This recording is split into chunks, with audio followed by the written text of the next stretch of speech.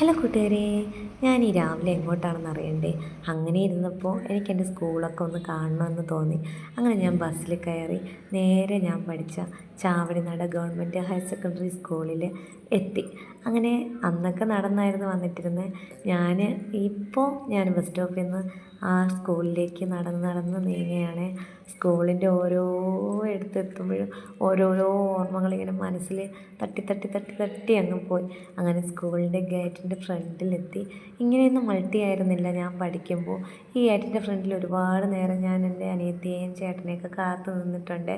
ഈ ഗേറ്റിൻ്റെ ഫ്രണ്ടിലായിട്ട് ഒരു അമ്മൂമ്മ ഇരിക്കുന്നുണ്ടായിരിക്കും അന്ന്.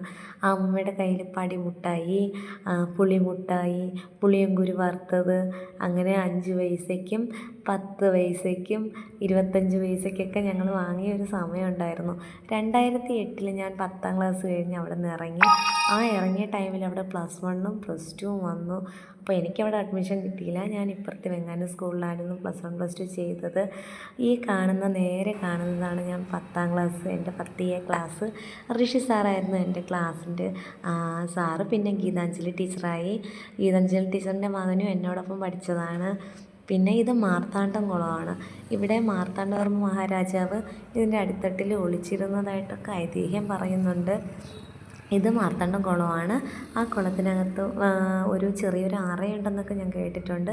ഇവിടുന്ന് കുറച്ചുകൂടി ദൂരോട്ട് പോകുമ്പോഴത്തേക്ക് പൗർണമിക്കാവാണ്, സിസിലിപുരം പൗർണമിക്കാവ്. അവിടെ പൗർണമിക്ക് മാത്രമേ നട തുറക്കാറുള്ളൂ. അങ്ങനെ എല്ലായിടവും കണ്ട് നടന്ന് പണ്ടത്തെ ഓർമ്മയിൽ ഓന്തിനെയൊക്കെ എടുത്ത് വീട്ടിൽ വന്നു.